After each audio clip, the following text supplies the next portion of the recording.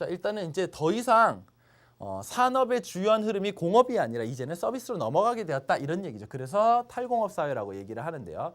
자, 일단 아무래도 이제 자동화, 기계화 이런 것들이 많이 되었고, 그리고 생산 공정 같은 것들이 많이 이렇게 외부에다가 맡기는 이런 걸 아웃소싱이라고 하거든요. 그런 것들이 많아지게 되면서 이제 탈공업 사회가 발달을 하게 되는 겁니다. 자, 이런 탈공업 사회들이 발달하게 되면요, 이제 뭐 집에서 할 수 있는 것도 많아지고 여러 가지 현재 우리가 살아가고 있는 이런 방식대로 뭐 재택근무라든지 아니면 전자상거래, 자, 뭐 이런 것들을 할 수 있게 되기도 하고요. 그 다음에 뭐 정보 격차, 사생활 침해, 자, 이런 것들이 바로 다 탈공업 사회에 나타나는 특징들이 되는 겁니다. 우리는 이런 사회에 지금 살고 있는 거예요. 자, 요까지는 우리가 알고 있는 기본적인 내용이고, 자, 이것이 결국은 서비스업의 발달을 더 부추기게 됩니다. 서비스업. 자, 그럼 서비스업은 도대체 왜 발달하게 되는지 자, 몇 가지 좀 정리를 해보도록 할게요. 우선 사람들의 소득이 증가하게 됩니다. 소득 증가.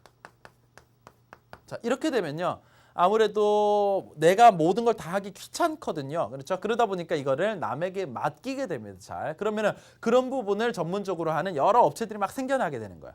남들의 일을 대신해 주는 것이 모두 다 서비스라고 얘기할 수 있지 않습니까? 그래서 소득 증가가 이런 서비스업의 발달로 이어지고 있는 거고요. 그 다음에 여가 증대. 시간도 많이 남습니다. 그러다 보니까 우리는 뭔가를 즐기면서 살아야 되지 않겠습니까? 그러면 또 관련되는 서비스업이 많이 등장하게 되는 겁니다. 그 다음에 생활 수준도 많이 향상되게 됩니다.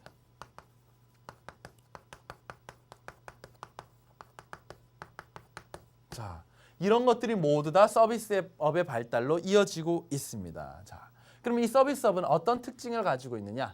이거는 특징. 자, 첫 번째로 이 서비스업이라는 것은요, 표준화를 시키기가 어렵습니다. 표준화, 그 다음에 대량 생산 이런 게 어렵습니다. 이 말은 무슨 말이냐? 자, 우리 서비스업 중에 대표적으로 선생님 머리 깎는 거 이런 거 이렇게 보통 얘기하거든요. 여러분들 이제 머리 이렇게 아마 남학생들은 그 무슨 이렇게 파란 클럽 이런 데 많이 가서 자르시잖아요. 그 7,000원 하는 데는데 샥샥샥 자르는데 이거 사람이 다 잘라야 되거든요. 그러니까 미용사가 엄청나게 많은 겁니다.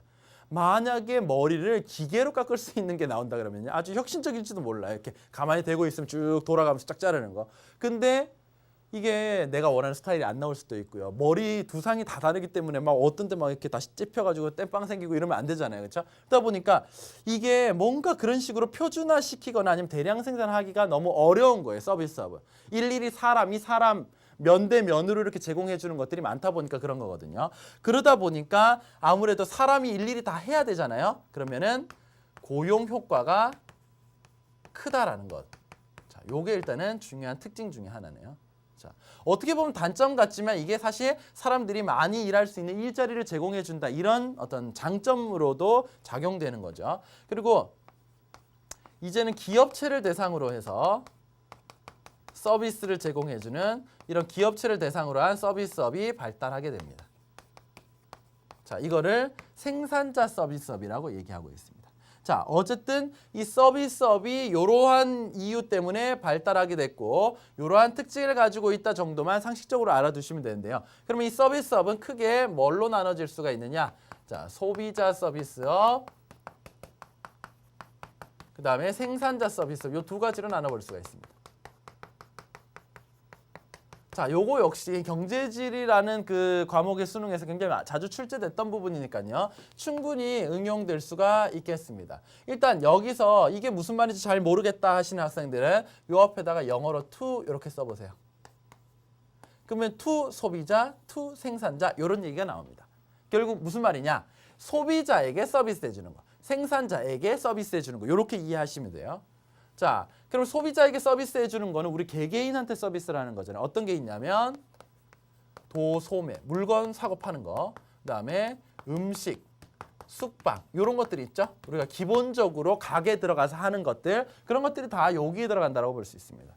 자, 그러면 우리가 생산자는 뭐라고 할 수 있습니까? 우리 경제 활동의 3대 주체, 가계, 기업, 정부 중에서 생산자는 기업이잖아요. 그럼 뭔가 기업체들을 대상으로 서비스를 제공해 준다 이런 얘기인데요. 어떤 것들이 있냐면 기업체에게 돈 빌려주는 금융, 그다음에 뭐 보험, 그다음에 법률적으로 자문도 이렇게 구해주고요. 그다음에 회계 이런 거, 자, 그다음에 뭐 부동산 쪽으로 대신 알아봐주기도 하고, 자 이런 것들이 다 그 기업에게 뭔가 서비스를 전문적으로 제공해주는 이러한 서비스업들이다라는 겁니다. 이게.